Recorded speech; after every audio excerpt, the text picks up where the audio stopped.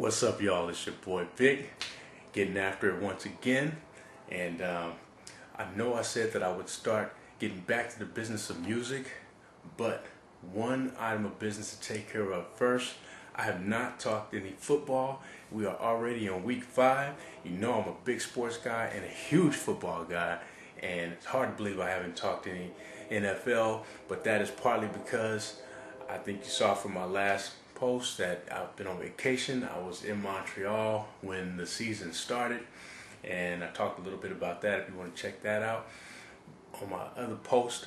But yeah, I haven't, and as you can see, I'm working with a new layout, trying to get things together, get a little situated. I actually changed residences, so the layout is not complete, but trying to get things going on that note, and that's why I have not really had time to sit down and break things down. I love to give my picks and let you know what I think about the season, usually before things get started off. Did not get a chance to do that, so I will talk about it now, even though we're almost midway through the season. The grills are hot, the chicken wings are grilling, the burgers and the links and everything, and I'm trying to keep the weight off. You know how everybody puts on the weight during the holidays. It's hard to fight it off when you got that, and before that you got the football season kicking off, jumping off. Man, it's hard to keep it off because I love the barbecue, the grill, and they go hand in hand with the football and the vodka. And anyway, look, I'm not going to get into all of that. I'm just going to lay out a few quick points of stuff that I want to lay out real quick and get in and out of here. First of all, Favre. I know I'm talking about stuff that people were talking about, back in August and whatnot before the season started, but I didn't get a chance to voice my thoughts. So here I go. Brett Favre could care less whether the man wants to keep playing or not. You all know I've been a big Brett Favre guy for a long time. Still am. If the man wants to send the occasional dong shot to the occasional cheerleader or two, that's his personal business. That's how he rolls. I'm not necessarily saying you should roll like that. And Brett should probably, try to be a little more discreet next time. But in the meantime, if you want to play ball, the NFL is better when you are in the game. That's my opinion. I know a lot of you feel differently. And if you don't like it, get at me, Vik, at BigVikPresents.com. That's Vik with a K. Or see me on Facebook or Twitter. I'm easy to find. And let me know what you think. T.O. and Ocho Cinco together, Batman and Robin. How about the circus show? It's a little bit better. I actually like Ocho Cinco. I always have liked back when he was Chad Johnson, which is interesting because I'm a real team guy. I don't really like a lot of hot dogging, and that's kind of his thing. But at the heart of it, he is a marketing machine, and at the heart of it, Ocho Cinco to me is still a team guy, a guy who wants to win first. And I've always got the feeling that T.O.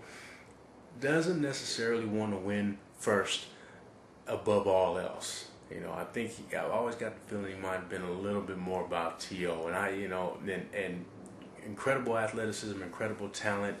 I don't know the man personally. I just got the feeling that he, it's easy to say, seeing as how he's bounced from team to team, that he's not a team guy. But, sometimes you just get a sense about people, and not to say that he doesn't play hard or hasn't played hard, but it just sometimes I've gotten that feeling that T.O. thinks of T.O. first above all and everything else. And, that's not the kind of teammate that I would prefer to have. And, so now the two of them are together and everybody's wondering how they can coexist. They're good friends. I really don't think there'll be too much of a problem. And as we can see, it's not necessarily turning into this powerhouse of an offense. I don't think that's their fault so much as it is Carson Palmer being just an incredibly overrated quarterback for a long time. And it's unfortunate because, I'd like to see, they'd be good to see on the big stage in the playoffs or something like that if they can get some of their things, some of their team issues situated. Doesn't look like that's going to happen, and I can't say I'm too sorry for T.O. That's just my personal feeling. And speaking of where T.O. came from, although to be fair, T.O. has kind of stayed down a little bit since leaving Dallas. Maybe he got humble with the Buffalo experience and realized, man, maybe I should just close my mouth and play ball. and good things might happen. Speaking of where he came from before Buffalo, Dallas, the team, America's team. I'm so tired of that mess and so glad to see these cats falling on their face. And don't get me wrong, I don't hate Dallas, but I just can't stand all this, America's team and always being. I haven't seen anything in the last several years that has made them worthy of being picked to go to the Super Bowl. And some fool is constantly making a pick for these clowns every year, and here they are falling on their face again. And it was interesting to see because they, like my friends in San Francisco, I think it was about week 3 when they got their first win. I think it was when all of a sudden everything was right with the world. They got their win, they're back on track, and everything's no, it's not. You guys still suck. And speaking of my folks in San Francisco, my friends from across the bridge, and we share that hatred, that beautiful disdain. 49er fans and Raider fans, the hatred is so. I get a little choked up. No, seriously. Battle of the Bay is coming up, and I'm talking some San Francisco 49ers and Oakland Raiders. I am admittedly a homer, Oakland born, and I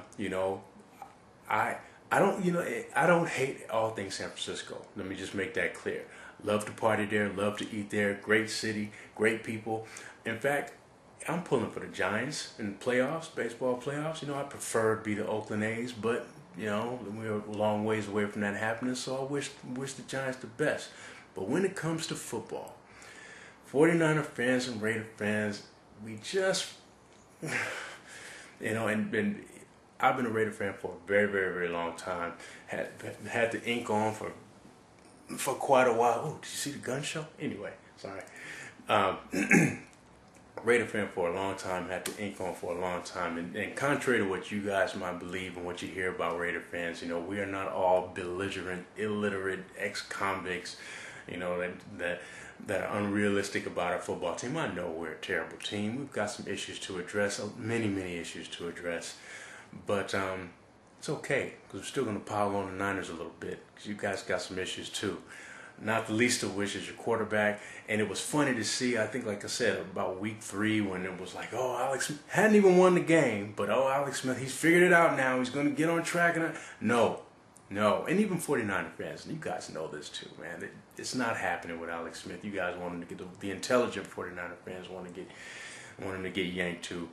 But anyway, enough with the hatred, with the beautiful hatred between me and the 49er fans. I have some 49er fans who are friends, but anyway, on the Oakland side of things, yes, we have quarterback issues, and I don't even know where to begin. Defensive line, you cannot do anything if you can't stop the run, and so far we have proven that we cannot do that, which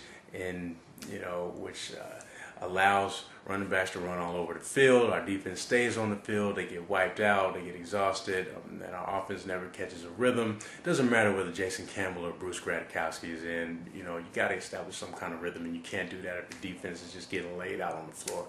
Anyway, my pick, I'm just jumping right into my pick for the Super Bowl. I actually got the Jets in Minnesota. The Monday night game might be a preview. I think that Brett Favre, this is not me being a Brett Favre guy, I'm just speaking realistically. My feeling on this is that he will settle in. He didn't go to training camp, and he's trying to get the rust off. He'll settle in towards the middle of the season, and late in the season he'll be dangerous. Minnesota will be in the hunt. They'll be a force to be reckoned with, especially adding Randy Moss. They'll be hungry. And they've got a solid defense that'll get them the rest of the way. I think they will emerge as the NFC champions, and they will go face-to-face with the Jets. I can't stand the fact that the Jets have called their shot. We're going to the Super Bowl or whatever, but you can't argue with right now. They've got a solid defense. That's even with Revis hurt. And Mark Sanchez is starting to settle in. Didn't get off to the best start, but he's starting to settle in. And I think you're going to see some. These guys are feeling like a team of destiny, and I think I got a feeling the Chargers are going to give some serious run in the AFC. But at the end of the day, I think it's going to be Minnesota and the Jets, and I think that Minnesota will emerge as the Super Bowl champions. What a pick! That's going out on a limb. I didn't even know I was going to do that. Anyway, So I'm going to get out of here, and you get at me and let me know what's your pick. And we all know this guy, so I'm going to give an extra super special shout out to this fool who is always telling you can't change your pick midway through the season. You stick with the pick that you had in the beginning of the season. We all know that clown. Look, it's not that serious. Things happen. People get hurt. You know, if you want to change your pick midway through the season, you made some assessments. It's not that serious. You don't change your pick, guy. You are this week's epic fail. And that's it, man. I'm Big Vic, the super producer. You are the poor souls wasted 10 minutes of your time watching me. I hope you enjoyed it. And Battle of the Bay coming up. Oakland.